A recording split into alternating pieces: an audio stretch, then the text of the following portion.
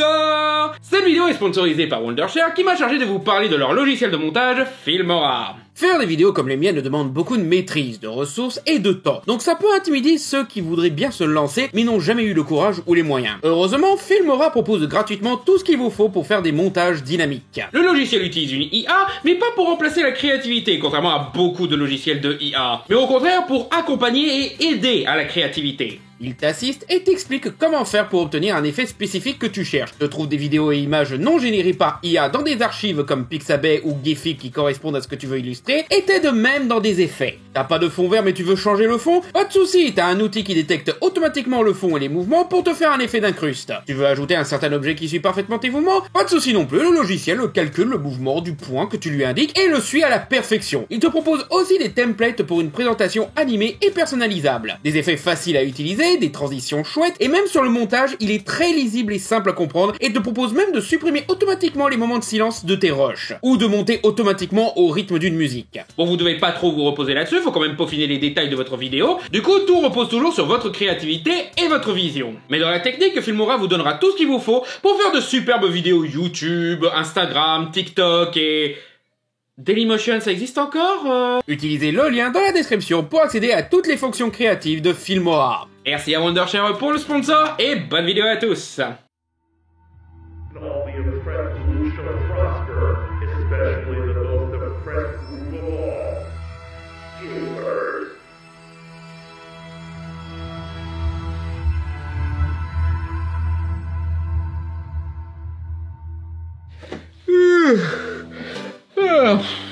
Oh la vache.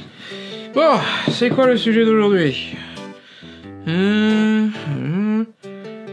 Oh bon ça. Attends une seconde. Tu veux que je dise quoi? Non mais c'est pas grave si tu le penses pas pour de vrai, hein. C'est juste pour que j'ai pas les gamers guetteux dans les pattes pendant que je fais la vidéo, d'accord? Surtout que me connaissant, elle va être très très longue. Oh super, tu les envoies sur ma gueule, comme ça ils viennent pas sur ta gueule quand tu sors ta vidéo. Merci du cadeau mon pote. De rien, et bonne chance. Le c'est pas bien. Mais attendez que je finisse d'écrire pour de taré.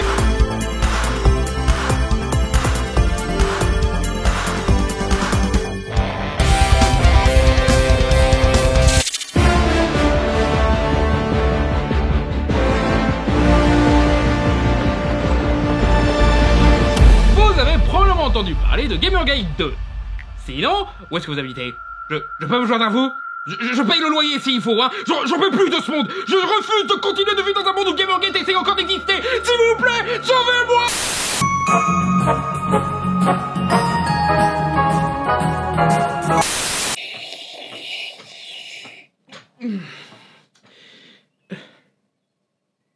Pardon.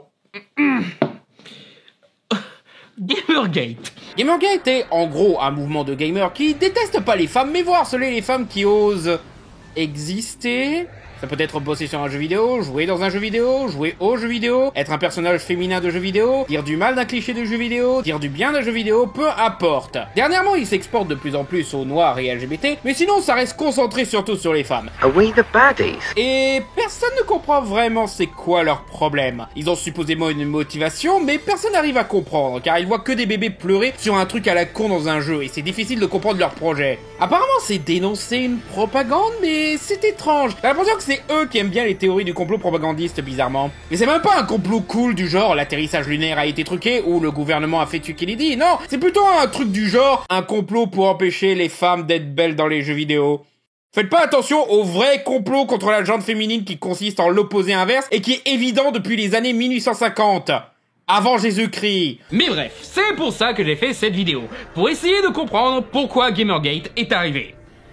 Et même moi, je peux vous le dire, c'est un bordel! C'est tellement une rage chaotique qui s'est engouffrée dans les méandres toxiques du pire aspect d'Internet et dans une mauvaise foi qui rend impossible toute discussion sérieuse. Mais en tout cas, nous allons essayer de comprendre pourquoi une partie des gamers, voire des fandoms elles-mêmes, a pu se retrouver envahie par toute cette toxicité. Oh, et parce que j'essaye de faire attention à ce genre de choses maintenant, trigger warning, sexisme, racisme, transphobie, harcèlement, menace de mort, sexe, Donald Trump et New York police judiciaire. Et au vu du sujet de cette vidéo, je vais pas mal censurer pour m'assurer que YouTube ne démonétise pas. Si vous voulez voir la version non censurée et défendre ma liberté d'expression contre les règles indiscutable de YouTube, allez sur mon Patreon, cette version est accessible dès 1€. Donc avant de parler de Gamergate, nous devons parler de ce qui a vraiment provoqué Gamergate. À savoir, les paniques morales autour des jeux vidéo dans les années 90 et 2000.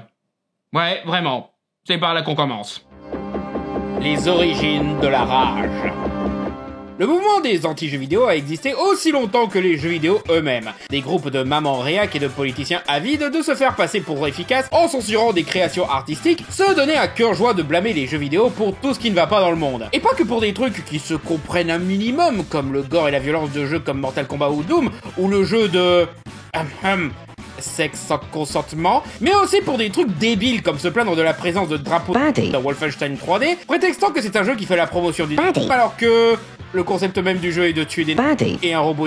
Ou encore le cas de Night Trap, jeu à peine plus violent qu'un épisode de Chair de Poule plus gentillet que d'habitude, qui a été traité limite comme un snuff movie. C'est à cause de ça que ces gens-là ont créé l'ESRB en 94, l'organisme qui indique quel âge vous devez avoir pour jouer à tel jeu, et qui vous a dit au premier degré que vous devez avoir minimum 12 ans pour jouer à ce jeu avec Mickey Mouse et Winnie l'ourson. Bon, au moins c'est un truc régulé par l'industrie du jeu vidéo via l'ESA, l'association des acteurs majeurs de l'industrie du jeu vidéo, ce qui est largement mieux qu'un truc gouvernemental qui aurait été encore plus sévère pour rien. Et à cette époque, les fans de jeux vidéo, qui savaient que toute cette indignation c'était de la merde, ne pouvaient pas faire entendre leur voix contre les médias qui diabolisent leur médium préféré. Il y a eu un second souffle d'anti-jeux vidéo dans les années 2000, où des tueries de masse comme à Columbine étaient de plus en plus médiatisées, et les politiciens et réac, n'ayant pas le courage de dire que c'est à cause de la facilité de se procurer une arme aux États-Unis, due à la politique des républicains de Bush qui n'a pas renouvelé la loi Clinton de 94 sur la réglementation des armes automatiques, ou de la masculinité toxique qui a mis sur les garçons une pression pour se conformer à une image idéaliste de l'homme qui encourage le bullying et la frustration chez leurs victimes, ont préféré foncer sur la censure de jeux vidéo, car les tueurs aimaient bien GTA et Counter-Strike. Sauf que cette fois, on était dans l'ère d'internet, et cette fois les joueurs de jeux vidéo pouvaient se défendre et démontrer que ces réacs mentent. Vous voulez vous sentir vieux? Ma première émission YouTube, jeux vidéo polémiques et conneries, a maintenant 15 ans. Je suis vieux. Ouais, ayant participé à ce sujet, je peux vous confirmer à quel point c'était nappe les mouvements d'anti-jeux vidéo à l'époque. Rolf Rose, qui se souvient de cette affaire? Mes vidéos ont très mal vieilli, autant en technique, acting et en... écriture.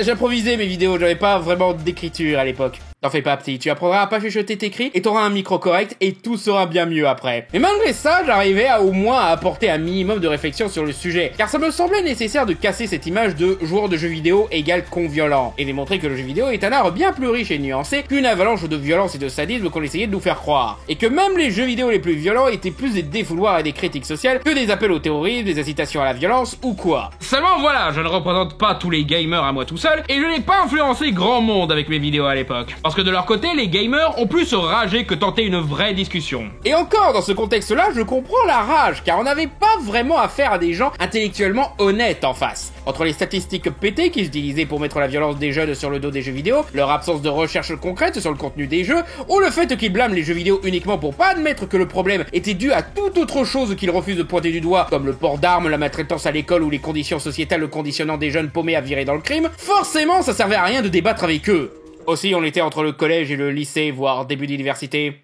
On ne savait pas ce que tous ces mots voulaient dire. Les jeux vidéo étaient juste une entité facile à attaquer pour concentrer l'envie de se révolter des gens et obtenir leur vote. C'est le schéma habituel des réactionnaires, la méthode est tout le temps pareille, il y a que le bouc émissaire qui change. Vous êtes frustré pour une raison que vous n'arrivez pas à comprendre? Nous seuls pouvons vous aider en vous expliquant que tous vos problèmes sont à cause de ce truc nouveau que pas beaucoup de gens comprennent. Suivez-nous et nous nous débarrasserons de ce truc pour rendre notre société meilleure. Et vraiment, ils ont fait ça pour un petit peu tout. L'immigration, les gitans, les protestants, les juifs, le communisme, la marijuana, le rap, le rock, le jazz, les gays, les jeux de rôle, et dernièrement ils font ça avec les musulmans, les trans et les woke. Et un jour on fera ça avec les insectes de l'espace qui envahissent notre empire. La cible n'est pas importante, c'est le rassemblement des gens prêts à se battre par indignation qui compte. En d'autres termes, de la radicalisation fanatique. Ça, plus le fait qu'une grande partie des anti-jeux vidéo étaient des femmes. Des mamans réac inquiètes pour leurs enfants. Le genre que les Simpsons moquaient déjà à l'époque avec Allez-vous penser aux enfants? Les crétins sont de plus en plus idiots ou seulement plus bruyants? Plus idiots. Rajoute à ça la façon dont les femmes étaient un peu montrées dans les médias comme étant détachées des jeux vidéo, que c'était pas fait pour elles et que les jolies filles ne s'intéressent pas aux garçons qui jouent aux jeux vidéo qui... est surtout un cliché plus qu'une vérité. Cliché supporté par les médias et les développeurs de jeux vidéo eux-mêmes qui forçaient l'idée que les jeux vidéo étaient des jouets pour garçons, donc pas pour les filles et pas pour les adultes. Ça coûterait comme un guerrier futuriste pour jouer aux gendarmes et aux voleurs en version high-tech. C'est un amusement de crétin qui n'a rien dans la tête. Ce qui est en lui-même la cause de toutes ces polémiques autour des contenus clairement adultes dans les jeux vidéo, mais aussi de la bro-culture naissante dans les jeux vidéo, qui ont viré dans une période adolescente qui sentait le slip dans leur design de personnages féminins souvent abusifs à l'époque, ou dans leur marketing objectifiant l'image de la femme, comme par exemple l'icône du jeu vidéo Lara Croft, sexy sans être insultante dans les jeux eux-mêmes, qui était résumée à ses boobs dans le marketing et la culture populaire. Toby Gard, le créateur de Tomb Raider, a d'ailleurs quitté son propre studio un an après la sortie du premier opus, car les actionnaires majoritaires d'Eidos lui ont imposé un nouveau design pour Lara avec plus de poitrine. Comme quoi on ne parle pas assez des studios de jeux vidéo qui imposent la sursexualisation de leurs protagonistes féminins, et ce même contre l'intention artistique de leurs créateurs. Comment ça s'appelle quand on prend une belle meuf et qu'on la fout à poil contre son gré pour gagner de l'argent? Du proxénétisme? Du marketing. Voilà. Et vraiment, c'est pas seulement insultant envers les femmes, c'est aussi insultant envers les hommes qui jouent aux jeux vidéo, qui sont traités comme des ados en chaleur qui vont oublier tous les défauts d'un jeu tant qu'il y a du nichon dedans. Eh ben désolé BMX XXX, mais t'es nul à chier, peu importe le nombre de stripteaseuses que tu as. Donc ça a mené ce groupe de personnes, déjà pas mal frustrées de base à cause de leur passion pour les fictions, surtout vidéoludiques, à devenir d'encore plus farouches protecteurs des jeux vidéo, prêts à attaquer tous ceux qui en diront du mal, même s'il y a des arguments nuancés dans le tas. Un groupe de protection qui fut tellement biberonné à des femmes sexy dans leur jeu qu'ils ont fini par croire que c'est normal, au point que tout ce qui sort de la norme gros nichon à moitié nu n'est pas vu comme la fin d'une mode et d'une tendance adolescente dont on doit se séparer une fois devenu adulte, mais comme une censure et attaque pour faire plaisir à ceux qu'ils ont fini par identifier comme leur ennemi naturel, les femmes. Chose que je n'ai jamais compris d'ailleurs. Mais bon, je me doute que c'est avant tout culturel, tu vois. Parce que moi, je n'ai jamais mis les pieds dans cette dimension parallèle où les femmes n'aiment pas les jeux vidéo. Pratiquement toutes les femmes que j'ai connues, que je connais et que je connaîtrai sûrement, sont fans de jeux vidéo. Attends, tu me crois pas? Attends, je vais te montrer, tiens. Ok, donc là, je vais un petit peu parler de ma vie privée. Donc je vais pas utiliser les vrais noms ou montrer les vrais visages. À la place, je vais montrer des références. Et on va commencer par ma mère, Brisby, parce qu'elle est cool à ce point. Bonne fête des mères en retard, qui a grandi avec des jeux comme Tetris et Manic Manor. Des jeux qui, disons-le, sont probablement plus vieux que la plupart des gamers ghettos. Ensuite, nous avons ma sœur, désolé, j'ai pas résisté, qui elle a grandi avec des jeux comme Pokémon, World of Warcraft et le jeu Harry Potter sur PS1. Celui avec le Hagrid Blob là. Ensuite, nous avons ma cousine, qui est Buffy, parce que pour le coup, elle ressemble un petit peu, qui est très fan de licences de jeux vidéo comme Zelda, GTA et même Kingdom Hearts. En fait, en général, toutes mes cousines... l'imprimante a commencé à me lâcher. J'avais dit aux stagiaires de faire des petites images plutôt que des grandes, c'était pas pratique comme ça. Bref, toutes mes cousines avaient la Super Nintendo et étaient passées soit à la PS1, soit à la Nintendo 64, là où moi j'étais encore coincé à la Mega Drive et j'ai dû attendre la PS2 avant d'avoir une nouvelle console. Et même ma tante, oui, l'imprimante est morte, là c'est bon, qui est très fan des point and click, c'est d'ailleurs elle qui m'a fait découvrir les Chevaliers de Baphomet. Mais en dehors de ma famille, mes amis filles étaient souvent très fans de jeux vidéo. Quand j'étais au lycée, j'avais des amis qui étaient fans de jeux comme Rayman 2, Tomb Raider Legend, Final Fantasy, il y en a une qui avait grandi avec les Monkey Island, voilà, donc pas les jeux de merde. Et à l'université, je vous en parle même pas, quoi, c'était rare de trouver une fille qui aimait pas les jeux vidéo, hein. Et je parle même pas de maintenant où toutes mes amies et collaboratrices sont fans de jeux vidéo, notamment certaines qui ont une carrière dans le YouTube Gaming. Allez voir leur chaîne, c'est cool. Vraiment, le seul endroit où je pouvais voir que les jeux vidéo c'était un truc de mec, c'était à la télévision. Perdu, parce que même là, je pouvais voir des filles qui jouaient aux jeux vidéo dans des films comme The Wizard ou Beethoven. Non, sérieusement, t'as une scène où la grande sœur joue à Super Mario 3. Elle joue même mieux que son petit frère qui se tape le Power Glove et croit que c'est un jeu multijoueur. Et encore, c'est sans parler de toutes ces femmes qui ont, vous savez, bossé dans du jeu vidéo depuis les débuts du jeu vidéo. Par exemple, Carol Shaw, qui a développé pas mal de jeux Atari, notamment River Raid, un jeu de tir à scrolling continu, qui était une sacrée performance pour 1982. Roberta Williams, cofondatrice de Sierra Entertainment, qui a créé quelques des meilleurs classiques des jeux point and click, comme les King's Quest, les Phantasmagoria, ou encore Mystery House, le premier jeu d'aventure graphique, juste. Et elle a bossé avec Laurie Ann Cole, qui a co-créé les Quest for Glory, et Jen Jensen, avec qui elle a travaillé sur King Quest 6 et les Gabriel Knight, dont Jensen est la principale scénariste. Juste. Vous êtes de la télé? J'ai des informations qui pourraient vous être d'un certain intérêt. Ouais bon, la VF, c'est pas sa faute, hein. Amy Hennig, qui a participé au développement des jeux Legacy of Kain, est directrice créative pour Naughty Dog, où elle a bossé sur Jack et Dexter avant de réaliser Uncharted. Juste. Donna Bailey, qui a créé Centipede, un des plus gros jeux d'Atari, qui a amené un vaste public féminin dans les salles d'arcade dès 1981. Juste. Muriel Tramy, une française des dom-tom qui avait fait quelques jeux érotiques comme Geisha ou Fascination, coécrit les jeux Goblins et co-crée Adi avec Manuel Moget, en plus d'être conceptrice de Lost in Time, un jeu pionnier du FMV. Juste. Yoko Shimomura, compositrice des jeux comme Kingdom Hearts, Super Mario RPG ou encore juste Street Fighter 2.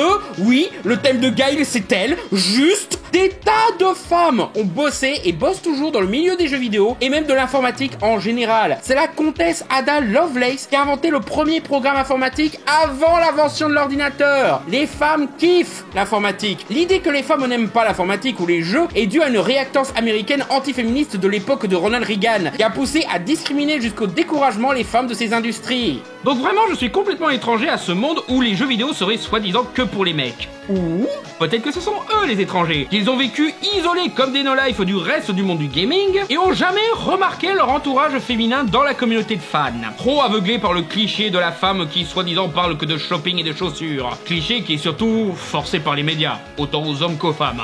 Ou peut-être que le marketing des jeux vidéo de l'époque ont un petit peu trop bien bossé pour imposer cette idée aux gens. Ou qu'ils mentent pour se faire des millions de vues sur YouTube en caressant dans le sens du poil des antiféministes. Probablement un petit peu de 3 et de 4 qui a encouragé le 2. Parce que voilà, Internet a permis aux gamers de faire entendre leur voix, mais ils imposent quand même leur vision isolée du monde. Et c'est dommage, parce que d'autres voix ont pu se faire entendre via Internet. La voix des femmes, la voix des LGBT, la voix des minorités, etc.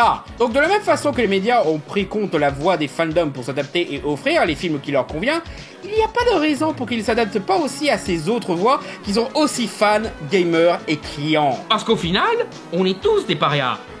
Clairement pas au même niveau, bien sûr, mais assez pour qu'on puisse développer de l'empathie entre ces groupes. Parce que le sentiment de mal-être et de colère de la plupart des gamers, à sa source, elle est justifiée. Malheureusement, ils l'ont dirigé vers les mauvaises personnes.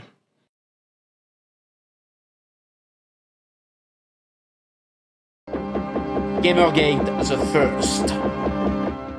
Mon histoire, comme toute histoire qui mérite d'être racontée, concerne une fille. Ouais, on va techniquement 2, mais on a un petit peu oublié la première, à savoir Zoe Quinn. Et elle est une développeuse de jeux vidéo non binaires assignés femmes, connue pour avoir fait en 2013 un jeu à choix multiples appelé Depression Quest. Une expérience intéressante où la notion de choix est utilisée pour retranscrire l'état d'esprit de dépression, chose dont elle a hélas fait l'expérience durant son adolescence. Plus de détails dans la vidéo de Folding Ideas sur le jeu. Depression Quest est un jeu indépendant qui n'a eu aucune mise en avant particulière en termes de marketing, mais qui a étrangement trigger une partie bien profonde des joueurs de jeux vidéo. Alors, la page française Wikipédia de Gamergate, en plus de ne pas respecter les pronoms de Zoe Quinn, dit que les attaques envers elle, lui, seraient dues à un certain événement dont on parlera plus tard. La page anglaise de Wikipédia dit que c'est parce que les joueurs pensaient que le jeu était pas assez fun et violent, mais j'ai rien trouvé pour corroborer cette affirmation. Puis ça me semble un petit peu con comme critique sur un jeu sur la dépression, et un jeu de 2013. À cette époque, la notion de jeu vidéo sans action, elle était pas si rare que ça, hein. Au pire, des gens disaient que c'était juste pas leur style de jeu, et voilà quoi. Mais, de ce que j'ai trouvé, les attaques contre Zoe Quinn ont commencé sur Wizard-chan. Wizard-chan est un forum d'incel utilisant le terme wizard comme une blague disant qu'un homme puceau se transforme en magicien s'il reste puceau passé 30 ans. Donc ce n'est pas juste des incels, ce sont des mecs qui glorifient le fait d'être puceau. Et pas dans un sens positif genre laisse-moi ne pas être intéressé par le sexe comme les asexuels, non, plus dans l'angle les femmes sont des démons dont on doit résister au sortilège.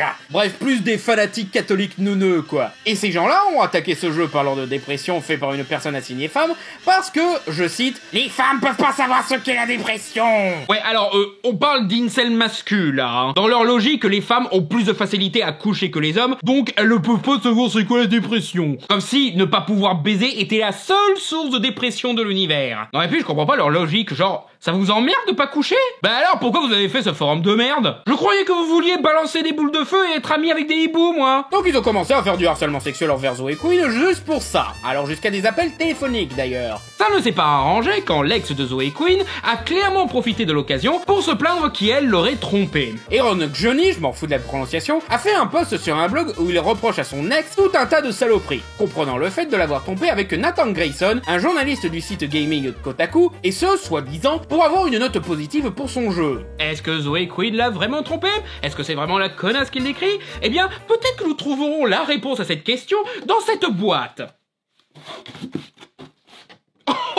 Excusez-moi, j'ai confondu avec la boîte des fucks que je donne à cette histoire de merde. On s'en colle de la vie sexuelle de Zoe Quinn, franchement. IL fait ce que IL veut tant que c'est entre adultes consentants. Et même si IL l'a trompé, peut-être qu'IL avait une bonne raison de le tromper. Bah oui, Aaron peut très bien nous cacher des trucs après tout. Peut-être que c'est juste un connard jaloux qui dit de la merde. Mais en fin de compte, qu'est-ce qu'on s'en fout, quoi? C'est du privé au bout d'un moment. Pourquoi c'est devenu un tel scandale? On parlait d'un jeu à la base, non? Balancer des tas de mimes sur 4chan sur cette histoire, c'est débile. Ça ne concerne que d'eux et personne d'autre. Et pour le fait d'avoir soi-disant couché pour avoir une bonne note sur son jeu, ben, même si c'était vrai, Nathan Grayson, l'amant de Zoe Quinn, n'avait écrit qu'un seul article sur Depression Quest. Et ce n'était pas une critique du tout. L'article a juste dit que le jeu existe. C'était juste un article de présentation des nouveaux jeux disponibles sur Steam Green. Il a littéralement rien dit d'autre. Cela dit, l'affaire est restée. Le narratif mensonger a été imposé à grand renfort de posts 4chan, Reddit et d'hashtags Twitter,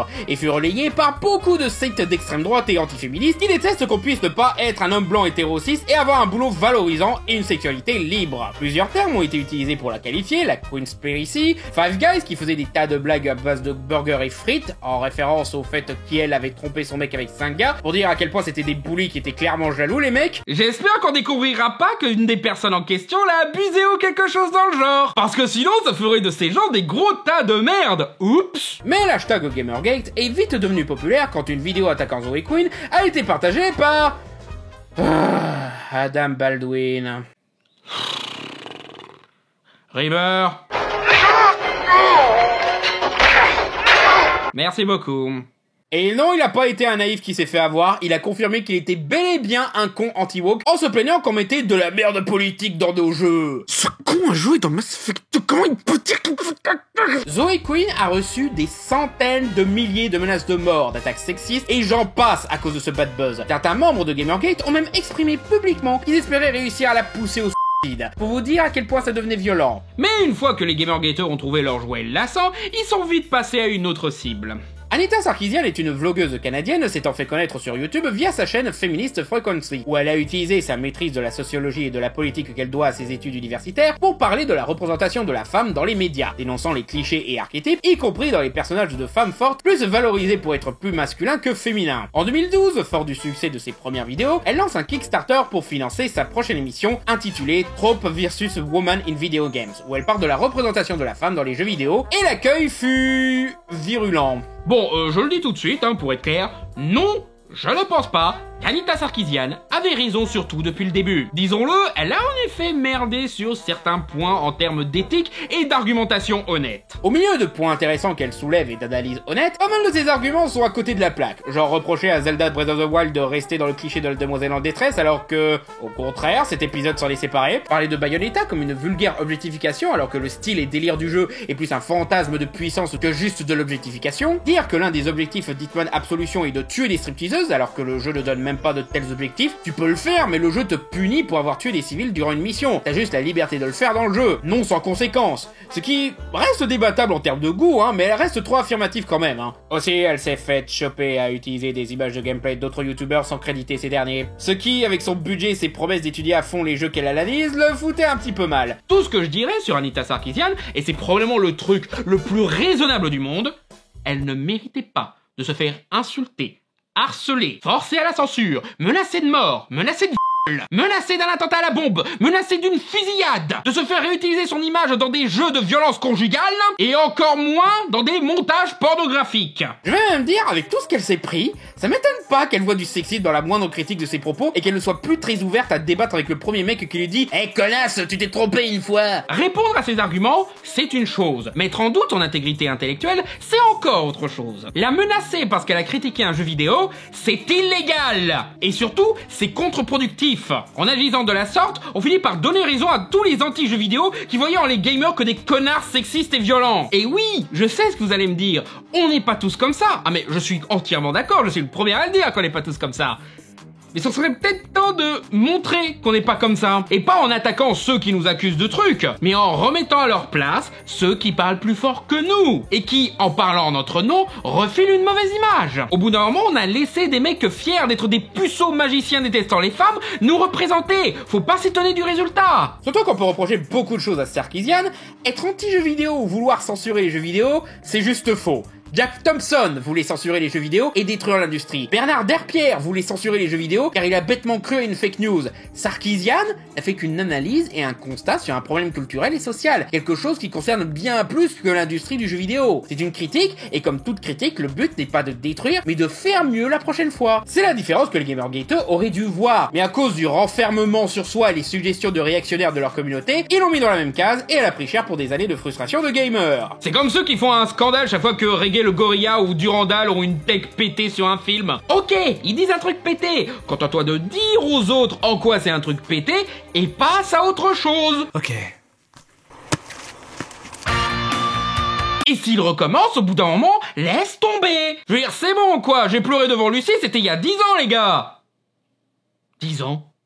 Je suis vieux! Et je vais même dire, même si elle disait quelquefois de la merde, et même si elle pouvait être parfois hautaine avec le médium des jeux vidéo, au moins elle traitait ça avec un minimum de réflexion. Elle essayait de traiter le jeu vidéo comme une forme d'art, de culture, et donc d'explorer ce qu'un jeu disait sur notre société. Elle ne faisait pas comme les autres anti-jeux vidéo, à critiquer le moindre truc violent ou sexuel, juste parce que les jeux vidéo sont des jouets pour les enfants! Pensez un peu à nos enfants! Peut-être qu'elle était nulle à ça, à vous de voir, mais ça reste un angle d'analyse intéressant, et surtout, bien plus pertinent que la moitié des polémiques sur les jeux vidéo actuels. Je préfère une personne qui questionne les clichés dans les jeux vidéo et qui essaye de voir des messages et thèmes que des crétins qui veulent forcer le cliché dans le jeu vidéo sans réfléchir d'où ils viennent ou ce qu'ils disent. Il y a même de très bons créateurs et créatrices sur YouTube qui analysent les jeux vidéo de cette façon. H-Bomber Guy, Bolchegeek, Super Eye Patchwolf, Mert Kaikai, Tangomuchi, Adzel, Early Bird, même l'Angry Video Game Nerd s'est essayé à l'exercice et a fait des trucs intéressants, genre sa vidéo sur Earthbound et Majora's Mask.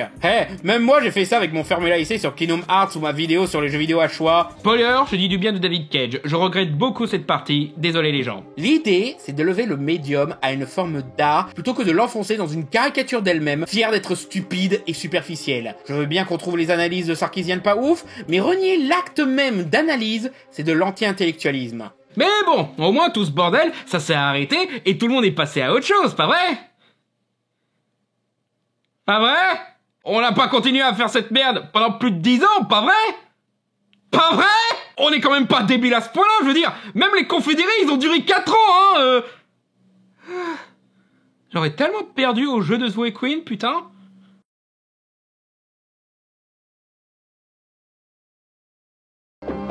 Ça ne s'est jamais vraiment arrêté. Je vais être honnête. Je n'aime pas beaucoup le terme Gamergate 2. Parce que ça part du principe que le premier Gamergate s'est arrêté à un moment. Or, pas du tout. Parce que comme toujours quand un truc de merde arrive, on peut toujours compter sur le capitalisme pour le prolonger au-delà du raisonnable. Déjà, quand on a vu comment l'affaire a mis en lumière des personnalités comme Alita Sarkisian, BuzzFeed a eu des symboles de dollars dans les yeux et a lancé plusieurs articles et vidéos essayant de faire comme elle, mais en plus superficiel. I wrote a blog post a while ago about why I f***ing hate video games. Because this is what it does, it appeals to like the male fantasy. Des boulonnes! Ah! C'était des statuts d'esclavagistes de toute façon! Hop! Exactement! Hop! Parce que eux le faisaient pas pour apporter de critiques constructives sur un sujet social important, mais pour faire du bad buzz au nom de l'infotainment et de l'engagement sur les réseaux sociaux, ajoutant un pétrolier entier sur le feu. Les Gamergaters ont raison que sur un seul point. Il y a en effet un problème dans le milieu journalistique. C'est juste qu'ils osent pas dire que le vrai problème du milieu journalistique, c'est la course à l'audimat, parce que, eux aussi ils font la course à l'audimat. Du coup, à la place, ils préfèrent blâmer le féminisme et le wokisme. Ouais, au début, la réaction a pas mal arrangé la presse à scandale et les anti-jeux vidéo qui ont pu confirmer leur biais sur les gamers, maintenant qu'ils avaient atteint le stade d'harceler des femmes travaillant dans le jeu vidéo ou analysant les jeux vidéo. L'un des exemples les plus marquants étant ce fameux épisode de New York Unité Spéciale, où ce traître social d'Ice-T va arrêter des gamers sexistes qui harcèlent et violent des femmes bossant sur un nouveau jeu vidéo pas assez violent pour eux. Et tu vois, après tout ce qu'a fait Gamergate, vu à quel point ce mouvement a dégénéré, à quel point les gens ont continué à s'enfoncer dans l'illégalité et la toxicité, au point d'avoir eu un impact sur la politique américaine, et tous les trucs horribles que Gamergate a fait, Eh ben, cet épisode est toujours aussi débile. C'est même probablement l'épisode le plus con d'une série de 25 saisons qui avait commencé avec des dialogues comme ceci. Il y a une raison, d'après vous, pour que l'assassin ait se votre mari avec une banane? Parce que voilà, c'est une série de propagande policière. Évidemment qu'ils ne vont pas critiquer la vraie cause de qui est sociétale, le concept de mâle alpha qui doit posséder les femmes, ou les cases dans lesquelles on t'enferme selon ton genre. Non, on part full Jack Thompson à dire c'est les gamers qui sont des tarés qui adorent la violence au point de croire que pour de vrai une femme, c'est du level up. Et de l'autre côté, on va garder la femme à la place de victime fragile qui a besoin d'hommes forts pour abattre les méchants qui détestent juste les femmes parce qu'elles font des jeux vidéo non violents. Et bien sûr, on montre pas le fait que ces gamergateurs ont fait qu'attaquer en ligne et n'ont jamais atteint physiquement les femmes qu'ils harcelaient. Parce qu'on est une série policière, on ne peut pas faire un épisode où on arrête juste des harceleurs sur internet. On n'intervient que quand tu te fais ou kidnapper, voire tuer, hein. Probablement le seul truc réaliste dans cet épisode de merde. La police qui te laisse crever si t'es victime de cyberharcèlement. Je le sais par expérience, ça sert à rien d'aller porter plainte au commissariat. Prenez un avocat directement, ça ira plus vite. Puis c'est tellement écrit pour ta grand-mère, quoi. T'as ces moments ridicules où Ice-T doit expliquer tous les termes en rapport aux jeux vidéo, et c'est juste lourd. C'est pas des noobs. Des noobs? Ça veut dire débutant. Je suis vieille. C'était des no-life, je l'ai vu tout de suite. Des no-life, c'est des pauvres types. Un hôpital, mais qu'est-ce que c'est? C'est une grande maison pleine de malades. Les adeptes de Cops sont pas vraiment fans de son jeu. Cops. Kill or be slaughtered. Ta gueule, va niquer ta mère. Un énième jeu FPS, nouveau graphisme, mais même moteur de jeu. FPS First Person Shooter, c'est un jeu de tir. C'est pas bien de camper. C'est quoi camper? Dieu du ciel. Et tout ça pour finir sur une scène de pan-pan-plan-plan qui fait que renforcer les concepts d'héroïsme par la violence qui amène à cette pensée patriarcale de... Attends une seconde. Mais c'est Logan Paul ? Putain, mais il y a que des traits sociaux dans cette série, c'est pas possible. Oh, et la conclusion de l'épisode ? Les femmes dans le jeu vidéo, c'est dangereux. Une femme dans ce milieu. Franchement, qu'est-ce que j'imaginais? Super, merci de culpabiliser encore plus les victimes et de montrer que les méchants ont gagné et que cette pauvre femme avait tort de faire ce qu'elle veut de sa vie. Franchement, adouab. All Dick Wolf are bastard. Cette série est toujours en cours d'ailleurs. Elle a même tenu plus longtemps que les 7 autres spin-offs et la série principale dont elle est tirée pourtant. Et non, personne ne sait pourquoi on a besoin de 9 séries dans le Law & Order Extended Universe, ni même pourquoi cette série de merde existe encore. Mais bon, y a pas que les anti-jeux vidéo qui ont pu se faire de la thune sur Gamergate. Non, les Gamergateux aussi. Parce qu'il s'est passé un truc quand tous ces gens ont sorti leurs vidéos attaquant Sarkeesian ou d'autres féministes critiquant l'image de la femme dans les jeux vidéo. La monétisation. Du coup, attaquer les social justice warriors, les woke, les féministes et autres en utilisant les faits et la logique, à savoir des arguments faciles ou de la rhétorique de mauvaise foi, était devenu un moyen de se faire de l'argent. Donc, comme Disney, ils ont suivi la logique marketing de grosse distribution. Si les gens ont aimé ça, ils aimeront que je continue à faire ça. Donc, ils ont continué et sont devenus ce qu'on appelle des grifters, des marchands d'indignation sur YouTube et d'autres sites et réseaux. Et si vous pensiez que YouTuber c'était pas un vrai travail, vous l'avez pas vu les grifters. Franchement, si t'es ultra fainéant, c'est la planque idéale les grifters. C'est tellement facile, t'as même pas besoin de t'y connaître en jeux vidéo ou de faire des recherches. Non, tu peux carrément mentir sur le contenu des jeux vidéo qui sortiront pas avant des mois. T'auras quand même ta horde de névrosés qui vont venir te voir juste parce qu'ils veulent croire à ta théorie du complot que les féministes et LGBT détruisent des jeux vidéo juste pour avoir une cible à abattre. Et même ceux qui veulent rester neutres vont croire que t'es intelligent car t'as corrigé un argument d'une personne connue et qu'ils ont peur que leur communauté soit attaquée. Le pauvre gars, il veut juste s'amuser sur Final Fantasy. Forcément, quand il voit ça, il a un peu peur, hein. Même pas besoin de savoir faire des vidéos. Fais-le-toi avec ta webcam et gueule devant un article que tu comprends pas et lis pas en entier, ça marchera quand même. Et en voyant ce rassemblement de frustration antiféministe, les politiques réac américaines se sont dit « Mais on est cons, c'est eux qu'on doit essayer de convaincre !» Du coup, les politiques de droite réac ont commencé à se joindre aux gamergateux, allant dans le sens de leurs critiques et, comme ils font toujours, promettre qu'ils régleront ce problème si on vote pour eux. Et non, ce n'est pas une théorie ou une critique sociale de ma part. C'est réellement arrivé. Il est de notoriété publique que Steve Bannon, le directeur de la campagne présidentielle et conseiller stratégique de Trump, utilisait les gamers comme base militante pour encourager le vote Trump, ce qui fut ensuite repris par beaucoup d'influenceurs masculins et conservateurs. Il a même publiquement qualifié les gamergateux comme étant une armée à activer. Vous pouvez activer cette armée. Ils arrivent par le Gamergate et ensuite on les dirige vers la politique de Trump. Ces gars sont pas de chez nous. D'où ils sortent? La CIA? Non, ce sont des civils, les plus brillants ralliés à la cause de la déchéance. Ce que l'humanité a fait de pire. Et ils sont hyper façonnables, jetables et ultra efficaces. Je crois que c'est notre meilleure carte. Bienvenue dans la triste réalité où le scénario de Triple X a été appliqué pour de vrai sur des gens encore plus pathétiques et aux résultats encore plus efficaces. D'ailleurs, c'est tombé au moment où j'étais sur ce montage. Ce connard va en tôle pour entrave à la justice car il a refusé de comparaître pour l'enquête sur l'assaut du Capitole du 6 janvier 2021. Donc il a même pas été arrêté pour ses crimes, mais pour avoir fui la justice et les conséquences de ses actes. Tu es un lâche! Mais enfin, un de moins au suivant. C'est un phénomène qui fut très attentivement étudié par beaucoup de sociologues et journalistes. C'est notamment le sujet des Alt-Right Playbook, une série de vidéos démontrant les rhétoriques et tactiques de la radicalisation par la droite des communautés de fans, en particulier l'épisode How to Radicalize a Normie, qui montre comment un geek innocent et isolé peut se faire endoctriner par l'extrême droite. Même Trump a compris qu'il devait jouer la carte du fanboy en faisant cette vidéo se plaignant du SOS fantôme féminin. They're remaking Indiana Jones without Harrison Ford. Vous êtes toujours un... Ou en critiquant la victoire de Parasite aux Oscars. Du sifflet pour chien pour dire « Oui, c'est bon, je hais les femmes et les étrangers autant que vous, votez pour moi s'il vous plaît ». Et c'est sans parler d'autres républicains réac comme Matt Walsh, Ben Shapiro ou Jeremy Boring, tous du média d'extrême droite Daily Wire, créés pour se faire de la thune sur la frustration des internautes d'extrême droite, dont les gamergateux, notamment en faisant muter leur haine anti-féministe en une haine anti-woke plus générale, attaquant aussi les démocrates ainsi que les personnes de couleur et les LGBT. Et ce, même en dehors de l'industrie du jeu vidéo, voire de la fiction. Et ainsi naquit les antagonistes trop réguliers de cette émission. La petite scolaire, on vous parle, on vous emmerde, on ne vous laisse pas le répit, on va les voir partout. On fait pas de fans dans nos films. Parce que ouais, les gens qui font semblant d'être des spécialistes ou des fans pour pouvoir gatekeeper l'art, non pas contre de vrais problèmes qui menacent l'intégrité artistique comme les corporations et l'ego démesuré de certains PDG ou artistes mégalo ratés, mais contre les cibles qu'ils ont désignées selon ce qui arrange leur politique, à savoir les femmes, les personnes de couleur, les LGBT et les fans de jeux vidéo. Oups, non, on n'est pas contre les jeux vidéo, faites pas attention au fait qu'on dise que le jeu vidéo rend violent ou que ça vous challenge tous hommes. Non, on est de votre côté les gamers, hein. Regardez, on kiffe trop Mario, on do you do, fellow kids. Et oui, comme je l'ai dit, le pire c'est que ça a marché, car les principaux grifters soutiennent à donf les pires politiciens d'extrême droite et eux les violences policières contre les minorités et les jeunes qui sont juste contre un et font ainsi leur promotion dans leurs vidéos. Ils soutiennent aussi d'autres personnalités d'extrême droite comme le con qui se prend pour Tony Stark, Elon Musk, le trafiquant d'êtres humains Andrew Tate ou encore la reine alien des turfs J.K. Rowling qui pourtant était leur cible quand elle faisait des Dumbledore gays et des Hermione noires, mais la soutiennent quand elle attaque les personnes trans au point de renier des faits autour de l'Holocauste. Comme quoi, quand ils disent que ces célébrités nous font trop chier avec leur politique, c'est pas qu'ils s'expriment politiquement qui leur pose problème, c'est que leur opinion politique n'est pas le leur. Si ces célébrités sont relous avec des politiques qui leur conviennent, et ben ils vont être leurs plus grands fans, même quand ils sont indéfendables. Tout ça pour combattre ce lobby woke qui gâche nos jeux vidéo et nos franchises préférées. Alors que... c'est qui la vraie source d'influence? 1. Des gens éparpillés un peu partout sur Twitter et une poignée de femmes et LGBT travaillant dans le jeu vidéo. Ou 2.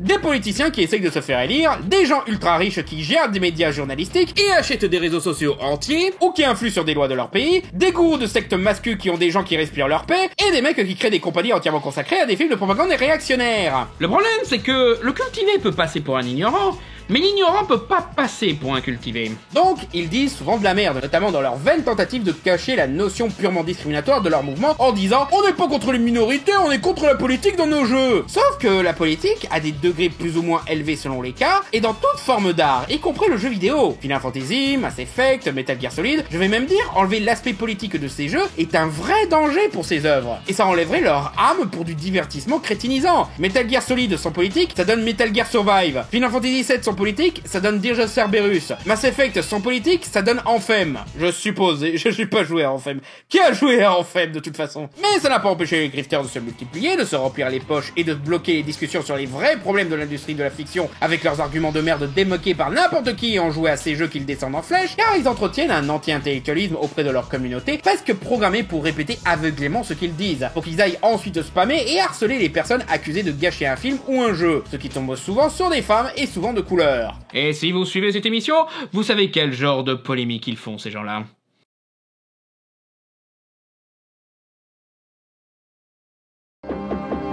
Le complot contre la beauté des femmes.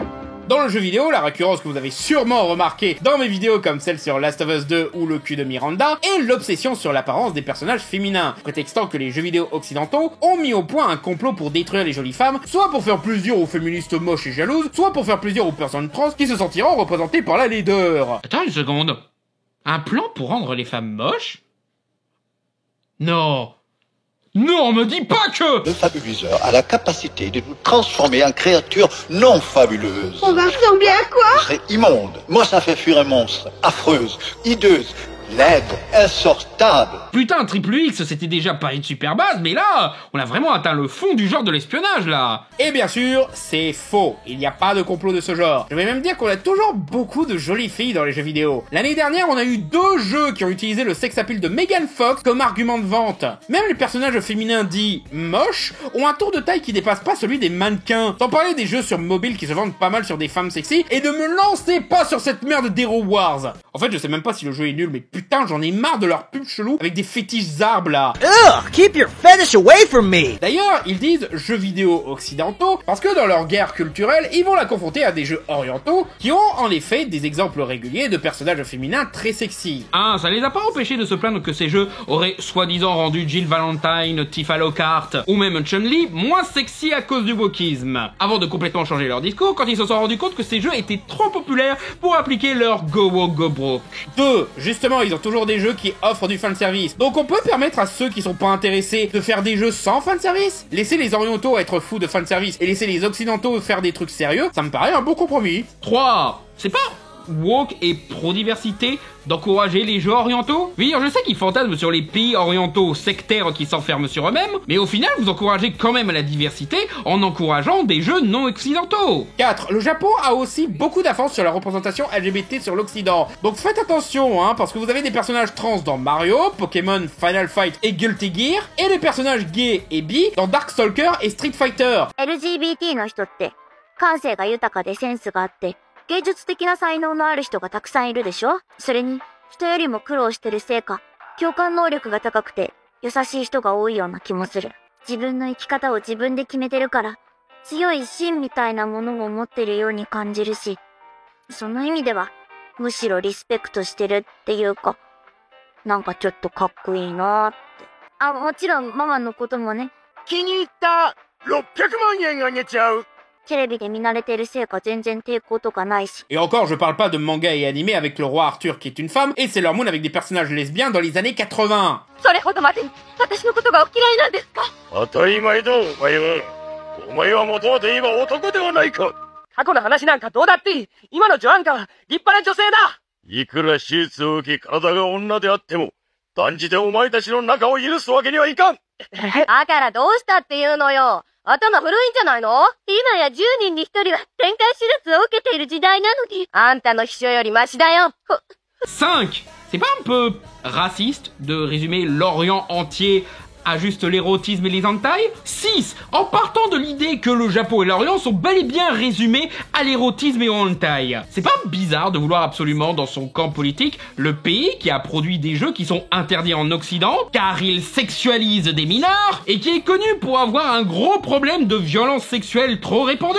Encore une fois, faut pas résumer tout un pays à ça, mais ça reste bizarre leur argumentation sélective chez Gamergate, Et je ne parle pas des communautés de fans qui s'entourent de contenus érotiques basés sur leurs jeux préférés en faisant des commissions auprès d'artistes pornographiques. Aucun problème avec ça d'ailleurs, aucune négativité sexuelle. Mais pourquoi Gamergate n'encourage-t-il pas ces productions érotiques du coup? C'est quand même mieux que d'utiliser des IA qui menacent leur business et qui en plus produisent des dessins de merde. Idéologiquement, ils ont l'air d'être vos alliés vu qu'eux aussi ils aiment les jolies filles. Donc pourquoi ne pas les soutenir eux? Pourquoi ne pas soutenir les artistes qui bossent dur pour rendre vos fantasmes réels plutôt que de conformer toute l'industrie à votre vision des choses? C'est un petit peu comme si les Gamergateux n'étaient pas là pour créer mais pour détruire. Et autant je suis pas trop dans certains de leurs délires, autant je trouve que c'est un bon compromis. Laissez les jeux être ce qu'ils sont. Les gamers voulant du cul se débrouillent sur internet et tout le monde est content. Et je ne parle pas de mode sexualisant encore plus des personnages de jeux vidéo. Depuis que j'ai un super ordinateur de la mort qui tue, je me suis mis plus à fond sur les jeux sur PC. Le Spider-Man de Naughty Dog, Kingdom Hearts 3, Cyberpunk 2077, et bien sûr j'en profite pour rajouter des modes rigolos. C'est parti!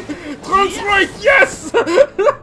Mais un truc qui m'avait choqué dans les communautés de mods, c'est que beaucoup de ces mods consistait juste à rendre encore plus jolis les personnages de Mary Jane, la chatte noire, et Judy. Mais putain, Judy est déjà une des plus belles femmes des jeux vidéo modernes! Qu'est-ce que vous avez besoin de la rendre plus belle? Mais bref, Ce complot contre les jolies femmes n'existe définitivement pas. Ce qu'ils prennent pour un complot est un simple changement de mœurs après une époque où l'objectification de la femme dans les jeux vidéo avait atteint un niveau spectaculaire de vulgarité et d'abus au point que même les gamers, même les hommes hétéros en avaient marre car ça devenait gratuit, parodique et insultant envers eux, comme expliqué. Je veux dire, on avait des blagues de zizi dans une pub Rayman, bordel de merde. Tant mieux que ça se soit calmé. Mais c'est aussi un mélange de différents aspects, comme la diversité de corps, pour apporter des apparences plus intéressantes à des personnages, au lieu de fainéantiser à donner le même corps de top modèle à tout le monde. En fait, au fil des années, les gamers se sont habitués et préfèrent des personnages féminins aux physiques plus modestes comme Alix dans Half-Life 2, ou encore Elena dans Uncharted. T'as aussi l'évolution de graphisme qui précise voire grossit des traits du visage et des aspects comme les poils du visage, les rougeurs, les taches de boue, ou quoi qui est plus impressionnant en termes graphiques et performance de processeur qu'une poupée maquillée à la police, ou même l'opposé, des soucis de graphisme dus à une production sous crunch, ou encore le fait que les industries n'arrivent plus à planquer la médiocrité de leurs jeux par du fanservice, comme l'a démontré l'échec commercial de certains jeux de merde abusant de femmes sexy, comme Ride to Hell, Girls Fight ou Duke Nukem Forever. Surtout à une époque où si les gens veulent voir du cul, ils ont une armée de sites qui peuvent servir, hein. Ou peut-être tout simplement qu'on a de moins en moins de patience pour des développeurs dont l'obsession pour les femmes érotisées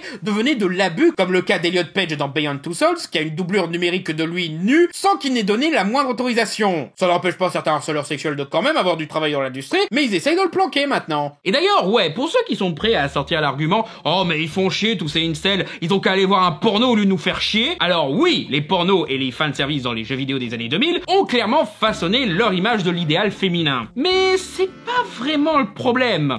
Parce que ces mêmes gars attaquent aussi les streameuses sexy sur Twitch et les OnlyFans Girls, qui pourtant correspondent complètement à leur idéal féminin et qui en plus leur offrent volontiers le contenu érotique qu'ils désirent tant. Ouais, ils attaquent même ces femmes-là. Ils utilisent même des IA pour générer des vêtements sur les mannequins d'Instagram. Parce que ce n'est pas par manque de contenu érotique qu'ils agissent, mais par manque de soumission de la femme. Ils ne veulent pas que des jolies filles offrent le contenu sexuel qu'ils demandent avec consentement. Non, ce serait être des simps qui se font piéger par une pute qui veut ton pognon selon eux. Les femmes sexy dans un jeu, par contre, c'est décidé par des hommes. Donc des hommes contrôlent les femmes dans ce cas-là. Et c'est ça qu'on veut vraiment. Ouais, on veut pas simper des très jolies filles qui filment leur cul en gros plan juste pour nous faire plaisir. On veut simper des mecs qui forcent des jolies filles à montrer leur cul.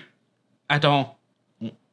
On cible des mecs? Alors, 100% hétéro, ici, Mais le problème de ces scrolls, c'est que les Anita Sarkeesian, les reboots féminins des SOS Fantômes, ou des Last of Us 2 avec des personnages féminins musclés, bah ça n'arrive pas tous les jours malgré ce qu'ils essayent de nous faire croire. Pour vous dire, le jeu vidéo leur apporte tellement plus de matière qu'ils ont été obligés de grifter ailleurs. Et même en allant voir ailleurs, avec leur rythme d'une vidéo par jour, eh ben ils se retrouvent vite à court de matière. Certains, ils font des centaines de vidéos sur le même sujet, pour vous dire. Du coup, ils sont de plus en plus obligés de fabriquer des polémiques. Genre prétendre que le film Super Mario Bros va être woke parce que Peach n'a pas de robe dans un plan de la BA, ou le nouveau film Godzilla est woke parce que Godzilla est maintenant rose, ou que la nouvelle série X-Men est woke parce qu'il y a un plan où le cul de Malicia n'est pas surdétaillé. Des trucs qu'ils ont eux-mêmes laissé tomber dès qu'ils ont vu que les spectateurs ont kiffé ces films et séries et se sont dépêchés de les récupérer dans leur guerre culturelle. Oh là là, Super Mario le film c'est trop woke, numéro 1 au box-office. Ouais, prenez ça les gauchios, Mario a écrasé votre film que je qualifie de woke parce que... Et quand les gens critiquent le film Mario ou Godzilla X Kong, c'est parce que ce sont des woke qui pleurnichent que l'anti-wokisme gagne.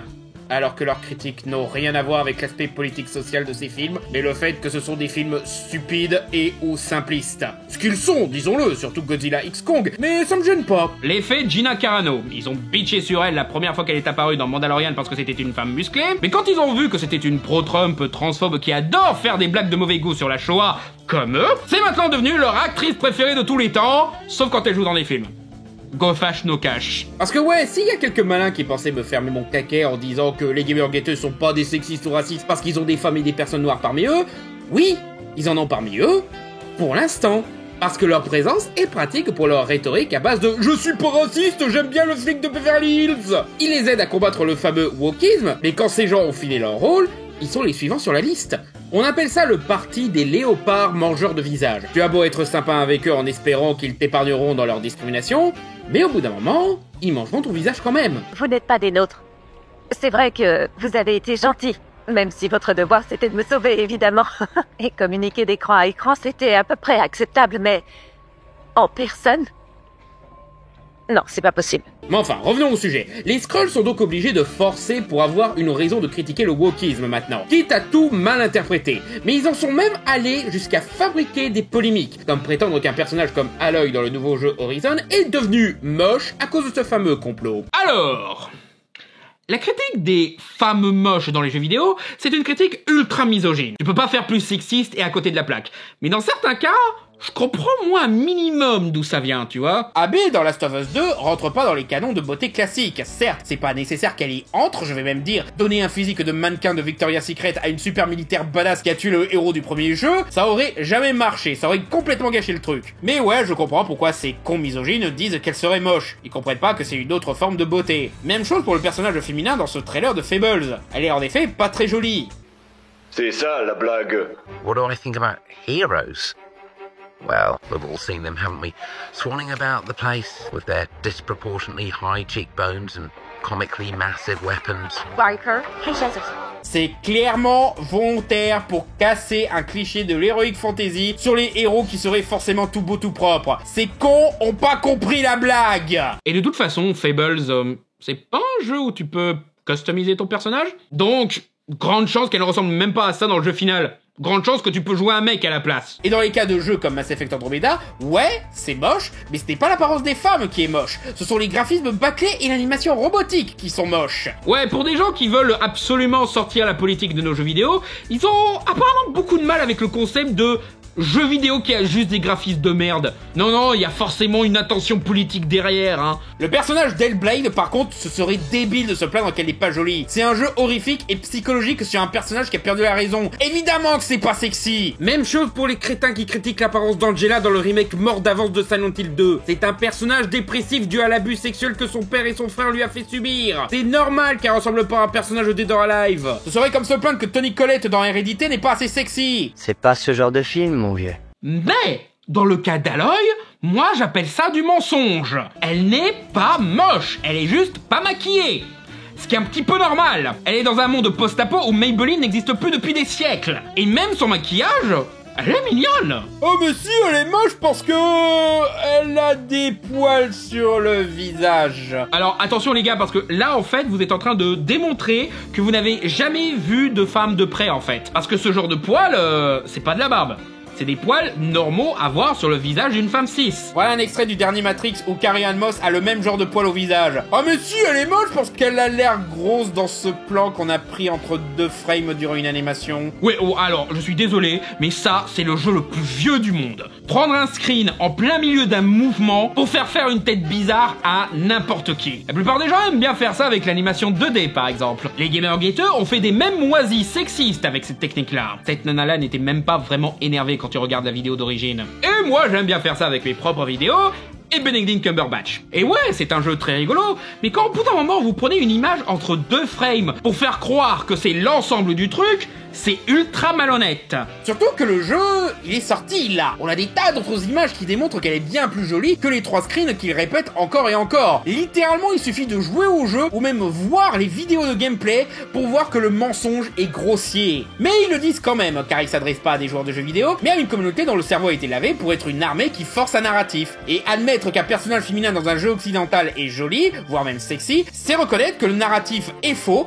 et que le complot woke n'existe pas. Donc ils abusent de la mauvaise foi et font genre qu'Aloy est grosse et moche par n'importe quel moyen. Car la vérité n'est pas importante. Détruire la liberté des femmes, surtout celles qui sortent des canons de beauté imposés irréalistes, c'est ça leur vrai but. Et justement, mentir pour empêcher les gens de jouer aux jeux vidéo. Pour ainsi maintenir une idée que les jeux vidéo ne sont plus pour les mecs blancs hétéro cis. C'est ce qui a fait comprendre aux gens que Gamergate avait vraiment besoin de s'arrêter. Parce que l'autre raison pour laquelle j'aime pas le terme Gamergate 2, c'est parce que c'est pas vraiment une suite. C'est le moment où tout le monde en a ras-le-bol. Le début de la fin pour Gamergate. Et qu'est-ce qui a tué Gamergate? Un bébé tout doux.